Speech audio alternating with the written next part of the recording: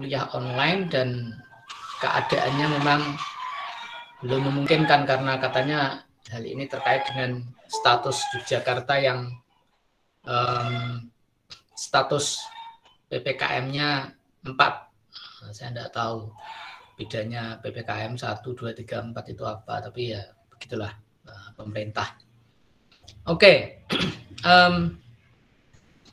Hari ini yang pertama kali ingin kita lakukan adalah membuat kesepakatan apakah waktu yang bisa digunakan untuk Zoom atau Meet dan bisa mengumpulkan semua kelasnya itu apakah jam ini kira-kira tidak ada yang bentrok gitu. Jadi kalau misalnya yang terjadwal nanti jam 14.30 ya atau 14.20, apakah ada bentrok dengan jam lain atau tidak. Jadi sedapat mungkin kita menghindari bentrok. Karena saya pikir juga semua dosen juga sama ya. Saya tidak tahu apakah ada dosen yang sampai jadwalnya misalnya seperti saya punya 3 kelas, terus kemudian ngajar 3 kali Zoom. Sepertinya juga tidak banyak orang melakukan itu, bahkan yang rutin Zoom saja juga tidak semua dosen melakukannya. Karena kemarin dari evaluasi ada yang dosen itu 1 semester sama sekali tidak pernah Zoom dan pekerjaannya bagi-bagi tugas di grup WA. Itu evaluasi yang disampaikan pas awal rapat persiapan semester kemarin. Jadi silahkan, terutama yang dari kelas saya lupa ini ABC-nya, tetapi kalau yang dari kelas yang tidak dari kelas pukul 12.30 mungkin ada yang bisa mewakili apakah kalau kita kuliah pada jam ini akan bentrok atau tidak.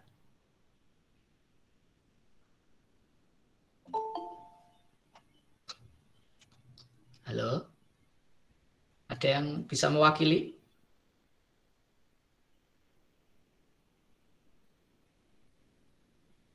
Silahkan. Ini terus menangkap ya? Mohon maaf Bapak, kurang terdengar tadi apa? Apakah yang dari kelas dengan jadwal yang berbeda dengan yang sekarang, yang kelas 14.30 kalau nggak salah atau 14.20, itu bisa bergabung kalau misalnya meet-nya diselenggarakan jadi satu di kelas ini, di jam ini maksudnya. Begini Bapak, saya dari kelas A ya Bapak. Jadi sebelumnya itu ada jam itu 9.45 sampai 12.15, terus langsung nyambung ke jadwal ini yaitu 12.30. Itu kayaknya agak apa ya Pak, waktunya itu Kemepeten ya? Ya, agak mepet. Jadi kita itu kayak cepet-cepet gitu Bapak. Ya, oke. Jadi ini kalau bisa malah digeser jamnya. Kalau ikut jadwal kelas saya bagaimana Bapak? Jadwal kelas A itu 14.20. Apakah terlalu kelas sore? Kalau saya merasakan terlalu sore. Nanti kalau misalnya kita mundur jam 1 gitu kan lumayan. Oh iya Bapak, bisa. Jadi kalau yang 2:30 itu terlalu sore kalau menurut saya. Tapi yang kelas B berarti bisa kalau misalnya jam 1, tidak bentrok dengan yang lain. Bisa Bapak. Bisa ya? Karena ya jam pertama itu jam 7 sampai jam 9:30. Oke. Setelah itu tidak ada kelas. Oke, berarti kalau misalnya kita jam 1 oke ya untuk kelas AB. Iya Bapak. Ya, sip. Iya Bapak. Oke, kita catat ya. Ini tidak mingguan loh ya. Maksudnya kalau seandainya kita perlu Google Meet, maka kita pakai jam itu. Minggu depan misalnya rencananya mungkin tidak ada Google Meet juga 2 minggu ke depan atau minggu depan. Ya, kita lihat nanti, kita lihat di detailnya di psikologi ya. Kemarin saya juga sudah bagi links di psikologi dan saya kira kita bisa ngecek di psikologi beberapa hal yang akan saya sharing hari ini ya.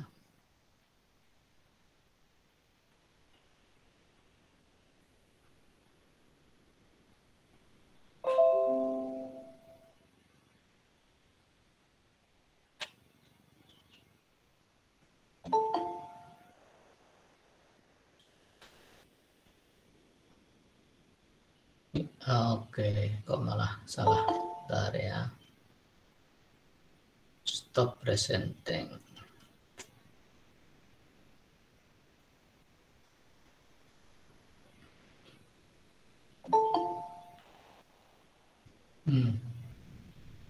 Dan sebentar.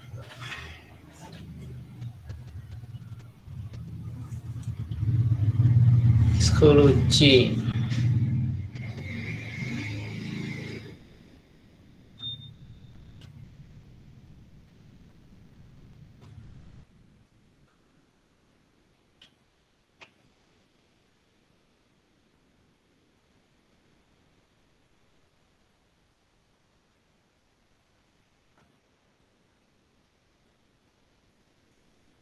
Masih ada yang keluar masuk teman-temannya.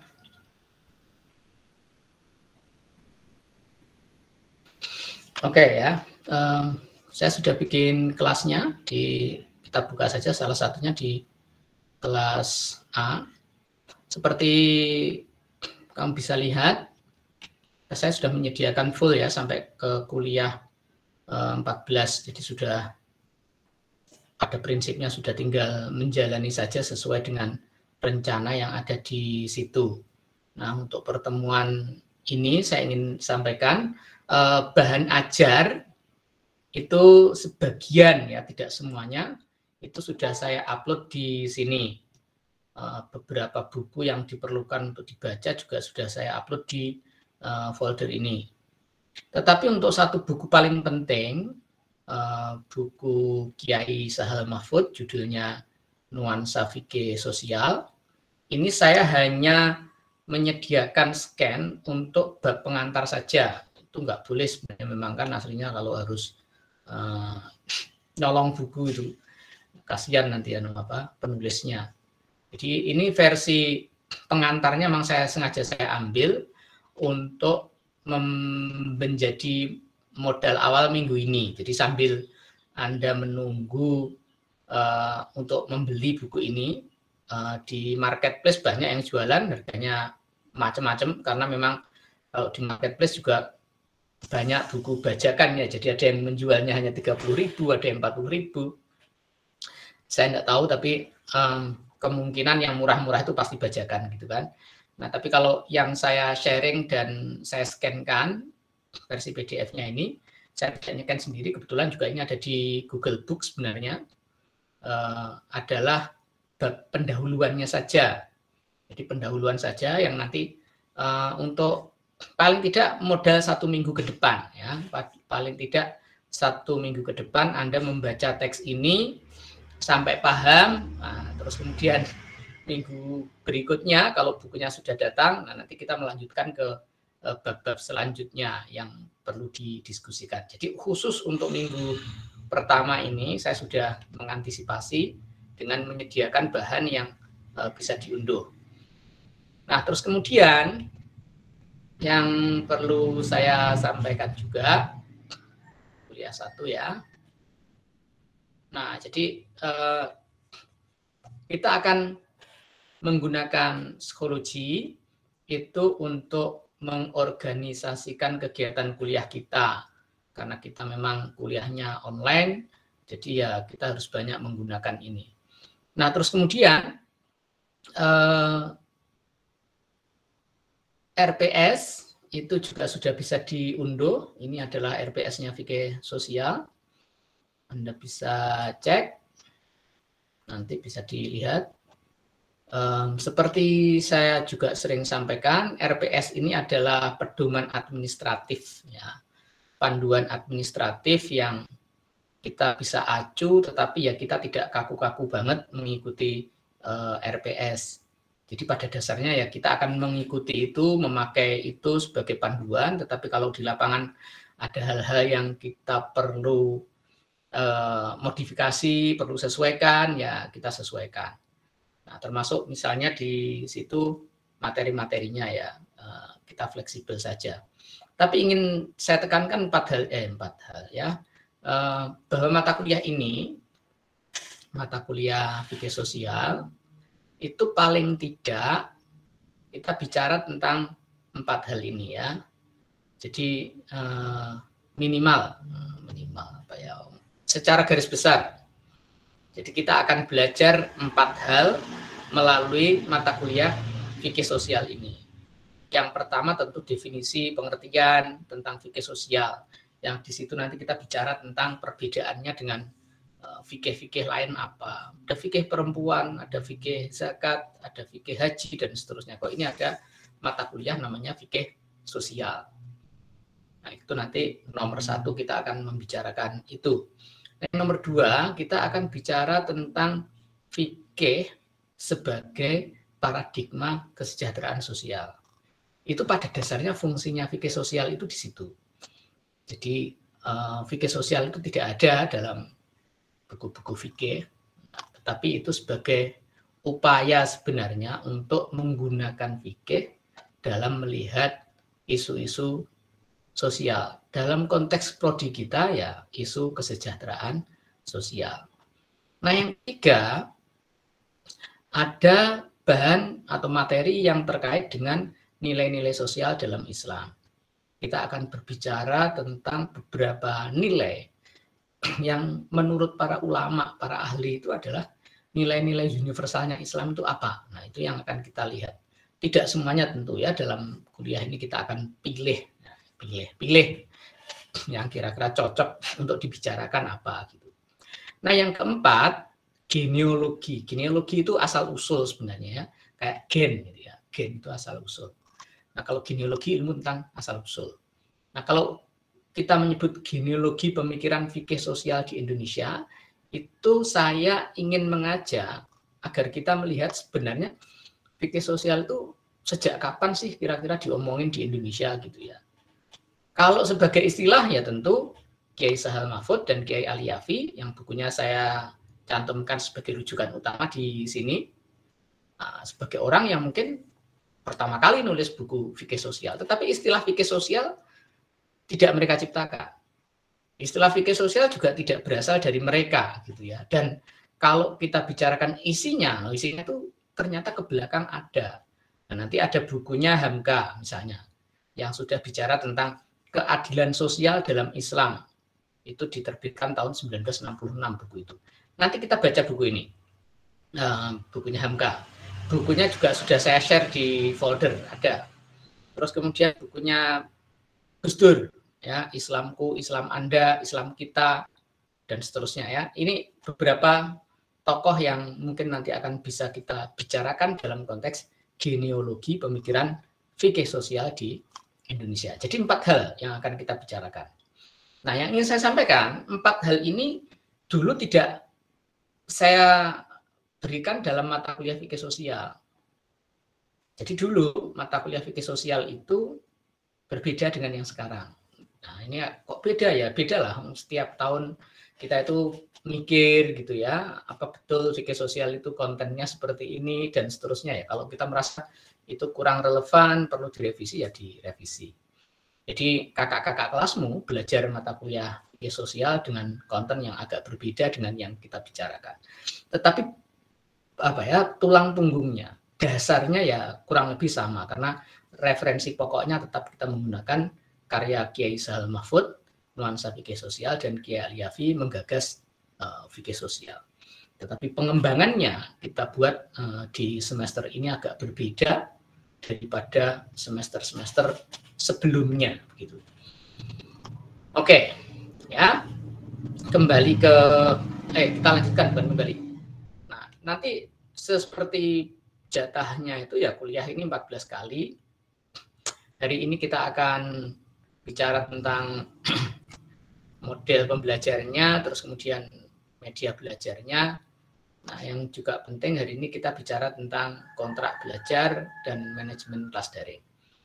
Nah, terus kemudian nanti kita akan mempelajari seperti yang Anda lihat di bagian sebelah kanan ada bobot penilaian 5%, 35%. Itu apa itu ya? Jadi ini pembobotan saja, nanti kita agak fleksibel juga, tetapi untuk pertemuan 3-6 yang itu nanti mereview bukunya Kiai Sahal Mahfud. Jadi 3-6 itu nanti mereview bukunya Kiai Sahal Mahfud. Nilainya adalah 35%. Kalau mungkin salah ya, mungkin harusnya 30%. Kayaknya kalau di total nanti kelebihan ini. Ya, ini harusnya 30%. Nah, nanti yang 35% yang makalah untuk UAS. Jadi yang untuk UTS ini 30%. Itu salah ya. Nanti kita revisi. Yang untuk UAS-nya itu 35%. UTS 30%, UAS 35%. Nah, yang lainnya itu isinya nanti kuis. Kuis itu nanti kita selenggarakan juga secara online di Schoology. Kuis ringan-ringan saja ya, jadi tidak tidak berat-berat. Oke. Nah, seperti Anda lihat nanti menulis makalah. Nah, makalahnya apa? Saya memberikan 3 tema sebenarnya: kemanusiaan, keadilan, dan kesejahteraan. Nah, kamu bisa memilih tema-tema ini, apa kira-kira yang akan kamu tulis. Nah, seperti pada pertemuan di kuliah sebelumnya, kamu yang menentukan apa yang akan kamu angkat. Setelah nanti kamu membaca bukunya Kiai Sahal Mahfud, membaca bukunya Kiai Aliafi, kira-kira kamu akan punya gambaran lebih konkret ya, yang dibicarakan terkait dengan kemanusiaan, keadilan, kesejahteraan itu apa. Nah, kalau kita bicara tentang menulis makalah dengan kasus, seperti pada mata kuliah sebelumnya itu ya, misalnya kita bicara kemanusiaan itu ya, misalnya kamu mengangkat kasus bagaimana misalnya NU misalnya ya, mempunyai kegiatan untuk ini peduli COVID. Nah, misalnya kegiatan NU peduli COVID itu adalah contoh bagaimana organisasi keagamaan Islam seperti NU itu peduli dengan urusan kemanusiaan. Kan ini waktu COVID itu banyak ya kegiatan-kegiatan diselenggarakan oleh NU untuk membantu menangani COVID, baik berupa kegiatan bantuan sembako. Dulu di awal-awal COVID itu kalau nggak salah NU dipercaya untuk menyalurkan dana hasil pengumpulan amal Didi Kempot sebelum meninggal. Jadi Didi Kempot kan sebelum meninggal menyelenggarakan pentas amal di Kompas TV. Nah, hasil uangnya itu disalurkan lewat NU waktu itu. Salah satunya lewat NU, entah berapa miliar dulu. Nah, itu contoh. Nah, saya yakin di tempatmu, di tempat kamu tinggal, sekali lagi saya tidak ingin membebani Anda untuk pergi kemana-mana dalam situasi ini. Di tempat kamu tinggal, cobalah cari kegiatan-kegiatan yang dilakukan oleh organisasi-organisasi keislaman seperti NU dan Muhammadiyah atau MUI atau organisasi lokal ya, masjid untuk menangani COVID itu apa. Ini contoh kemanusiaan. Nah, contoh-contoh soal keadilan ya tentu saja bicara tentang pembelaan terhadap orang-orang miskin. Terus kemudian kalau di mana ya, di tempat-tempat yang mengalami penggusuran misalnya gitu, bisa diangkat itu kasus-kasus itu untuk dibicarakan. Saya tidak tahu persis di tempat kamu ada kasus apa terkait dengan pelanggaran keadilan sosial, tapi kemungkinan ada. Nah, yang terkait dengan kesejahteraan, silakan di-mute dulu. Nah, terkait dengan kesejahteraan, misalnya upaya-upaya yang terkait dengan pemberdayaan ekonomi umat, terus kemudian layanan layanan kesejahteraan seperti panti, baik itu panti asuhan, panti difabel, panti anak terlantar dan seterusnya yang diselenggarakan oleh organisasi semisal NU, Muhammadiyah, Aisyah, itu mereka punya kegiatan-kegiatan semacam itu. Nah, nanti dalam konteksnya kita berusaha melihat bagaimana nilai-nilai kemanusiaan itu menjiwai ya, menjadi dasar dari kegiatan-kegiatan kemanusiaan, keadilan, dan kesejahteraan yang dilakukan di tempat-tempat itu. Nanti kita pertajam dalam diskusinya bagaimana kegiatan-kegiatan itu kira-kira bisa menjadi rujukan kalau kita bicara tentang fikih sosial.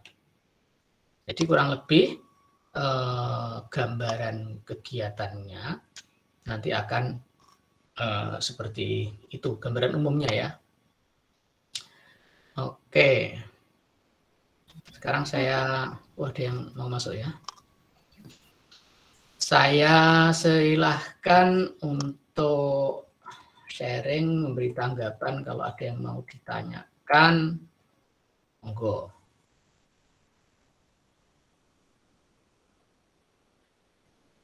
Ada enggak? Itu Bapak mengenai kriteria penilaian bisa dikirimkan Bapak. Tadi kurang jelas masih. Jadi kriteria penilaiannya ada 3 ya. UAS, UTS, sama kuis. Nah, UTS atau ujian tengah semester kita ganti dengan mereview bukunya Kiai Zainal Mahfud yang fikih sosial itu. Jadi review bukunya itu nanti kita hitung sebagai nilai UTS. Nah, kemudian nilai UAS itu kita ambil dari membuat makalah yang kasusnya adalah isu-isu keadilan, kesejahteraan, kemanusiaan yang diselenggarakan oleh organisasi Islam yang ada di tempatmu. Nah, nilainya 35% untuk makalahnya, 30% untuk reviewnya, terus kemudian sekitar 35% juga atau 30% dari kuis, kemudian sisanya 10% atau 5% dari partisipasi yang itu biasanya kita isi dengan nilai bonus ya.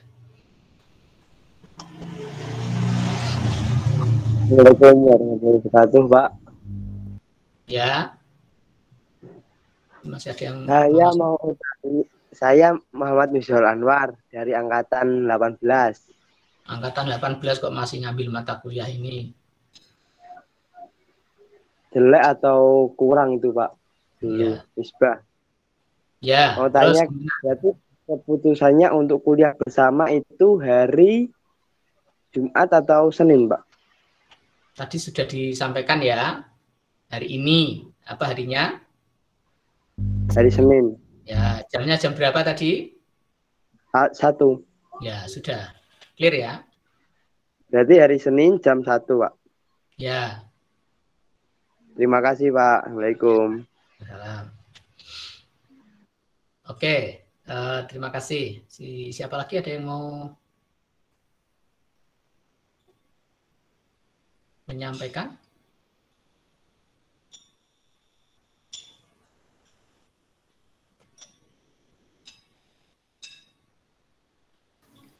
Bapak, saya izin bertanya. Silahkan. Mengenai kehadiran atau absensi apa seperti kemarin? Ya, beda. Nah, ini pertanyaan yang bagus. Oke, saya sharing ya. Kehadiran atau presensi. Jadi untuk sekarang saya sudah membuat presensi online. Nah, presensi online itu nanti mulai bisa diisi di kuliah 1. Silakan kamu buka Schoology ya. Harus Schoology-nya di mana ini? Oke, kuliah 1. Nah, nanti di setiap pertemuan akan kita update dengan presensi kuliah seperti ini. Kamu lihat di situ. Untuk kuliah 1 ini, tolong mahasiswa saya wajibkan untuk melakukan 2 hal. Yang pertama adalah klik ini, Fixos kontrak. Di situ kamu akan menandatangani kontrak belajar. Jadi masing-masing mahasiswa nanti akan mendapatkan, akan memberikan form persetujuan dan kontrak belajarnya. Ini kok agak lelet ya. Karena harus keluar itu sebenarnya. Mungkin kalau yang lebih mudah kamu copy saja linknya, terus kamu ya copy link address. Karena itu harus keluar dari Schoology. Jadi mungkin kayak begini. Biar lebih cepat. Nah, harus keluar dari Schoology itu agak susah. Nah, ini ada form kontak belajar yang nanti kamu wajib isi, name, terus kemudian kamu contreng ini, contreng. Oh ya, ini sebentar. Contoh aja ya. Kemudian dicontreng. Sudah dicontreng, contreng. Lalu kemudian, nah ini hal-hal khusus yang menyangkut diri saya, tolong kamu menulis apa kira-kira hambatan, masalah, atau apapun lah yang terkait dengan masalah pribadimu. Ini tidak akan kita buka ini. Jadi ini hanya akan ada diketahui oleh kamu yang nulis dan saya. Jadi misalnya, Bapak, mohon maaf, ya. tampilannya itu masih di psikologi terus, Oh, Pak. masih psikologi. Iya, dari Oke, tadi. sebentar. Ya. Oke, dah ya. Sekarang ganti ya. Iya, Pak, udah keganti. Oke, terima kasih. Ya, langsung ngomong begitu. Saya kan nggak tahu, soalnya di sini nggak terlalu kelihatan ya bedanya itu. Ya, ada sih tandanya tadi itu di situ, sharing this step itu atau instead itu. Ya, jadi formnya seperti ini, kontrak belajar diisi identitas mahasiswa, name, ya misalnya 1, 2, 3, 4, terus kemudian namanya siapa, down rank, sudah membaca SAP, sudah memahami model pembelajaran yang akan dilakukan selama kuliah daring, sudah mengetahui metode evaluasi yang ada di SAP tadi, lalu kemudian Anda menuliskan apa yang kira-kira perlu saya ketahui, penting untuk saya ketahui, dan itu akan mempengaruhi proses belajarmu. Misalnya kamu, Pak, saya tunanetra. Oke, kok tulisannya gitu ya? Pak, saya tunanetra, gitu ya. Saya butuh tambahan waktu untuk setor makalah. Ya, misalnya. Apa? Terus misalnya kamu di UIN itu ada tunarungu, misalnya seperti itu. Kalau bisa ada penerjemah bahasa isyaratnya, ya kalau saya bisa memenuhi ya saya carikan penerjemah bahasa isyarat ya untuk kegiatan Google Meet-nya. Jadi kamu tulis secara khusus. Apa kira-kira yang perlu saya ketahui sebagai dosen agar saya bisa memaklumi kalau misalnya kamu tidak bisa mengerjakan tugas tepat waktu. Makanya ini di awal nih, harus disampaikan di awal. Jangan nanti kalau sudah nggak lulus atau nanti sudah selesai kuliah baru ngomong, Pak sebenarnya saya itu biasanya orang cari alasan kalau begitu tuh.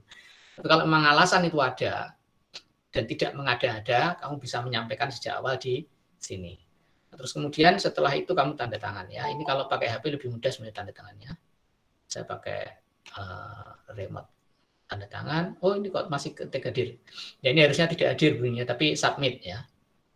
Lupa belum saya edit. Di itu untuk tanda tangan. Nanti tanda tangan terus kemudian klik ini hadir, nanti saya ganti submit. Nah, itu kontrak belajarnya. Demikian juga dengan presensinya. Ini presensi kuliah ya. Copy link address. Karena tadi kok kalau langsung di sana kok susah. Share this step instead. Nah, ini untuk presensi fikih sosial kuliah 1 misalnya ya. Kamu ngisi name, nama lengkap, tanda tangan. Ya, tanda tangan udah. Nah, misalnya gitu. Jadi ini model presensi online yang kita gunakan untuk semester ini. Agak berbeda dari semester, bukan agak berbeda ya, berbeda sama sekali dari semester lalu. Oke, kira-kira gitu penjelasan saya untuk presensi dan kontrak belajarnya ya.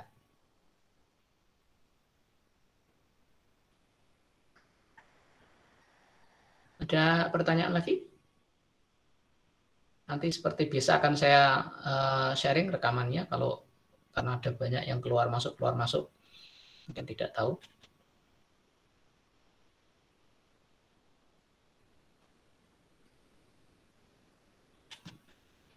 Ada yang mau disampaikan lagi? Tidak ada?